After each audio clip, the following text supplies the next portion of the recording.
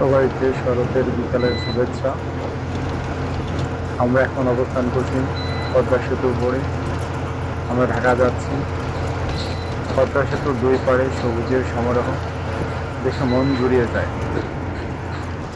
পদ্মার মাঝে মাঝিওয়ালারা মাছ ধরতেছে, সে এক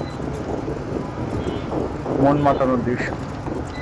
না দেখলে বোঝাই উপায় নাই যে আসলে এদের মনে কত সুখ। কোটি টাকার এই সুখ কেনা যায় না। পদ্মা সেতু হওয়ার আগে আমরা যারা ঢাকা যেতাম, ঢাকা যেতে আমাদের সময় লাগতো 3-4 ঘন্টা। এমনও আছে লঞ্চের অপেক্ষায় থাকতে থাকতে লঞ্চ আসে নাই, ফেরি আইছে, ফেরতে গেছি, ফেরি আসে নাই, বসে থাকা লাগছে। এমনও রাত গেছে যে ফেরির ছাদে শুয়ে রয়েছি, আস্তে আস্তে সব ভোর হয়ে গেছে। তো পদ্মা সেতু দক্ষিণবঙ্গের মানুষের জন্য যে কী আশীর্বাদ সেটা বলে বোঝানো যাবে না। সেজন্য সবাইকে পদ্মা সেতুর প্রতি যত্নবান হতে হবে এবং সবাইকে শুভেচ্ছা জানিয়ে শেষ করছি।